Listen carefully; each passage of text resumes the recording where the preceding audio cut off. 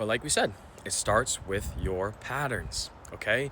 So there's plenty of systems that have been created over time, right? Because we talk about the collective unconscious. These systems, as we place more meaning on it, and through this divine intelligence, we interact with it, these systems have been used to relate to certain energies, to certain archetypes.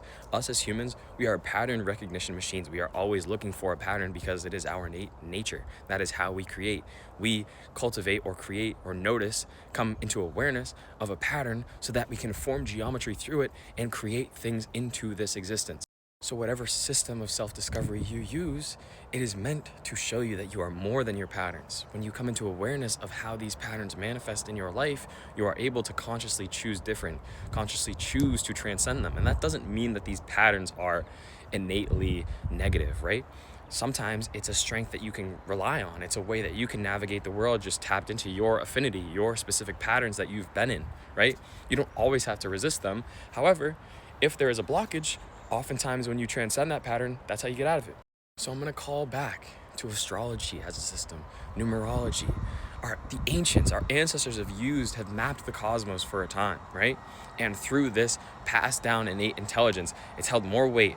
Morphic fields have created, thought forms, whatever you want to talk about surrounding these planetary bodies, these celestial bodies and energies. So they've become this pattern recognition system.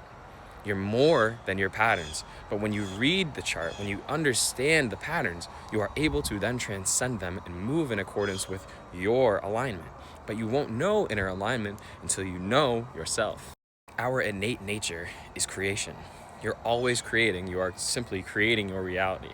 In order to take control of it, you simply have to know your patterns. And I hope this video gave you a better understanding of how that actually works. If you'd like to dive into a system to understand your patterns better so that you can transcend them and move into something that is more in alignment with you, tap in with me. Click the link in my bio. I got a couple services there. Let's work. The last thing I will say, you don't need a system.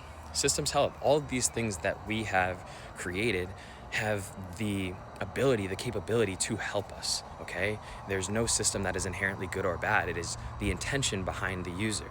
But ultimately, if you wanted to just sit with yourself in meditation and ask your higher self, what do I need to transcend in order to step into X, Y, and Z? The answers will come. You just have to be quiet enough to listen to that voice within. That is ultimately the purest way of receiving information. It is through your own source.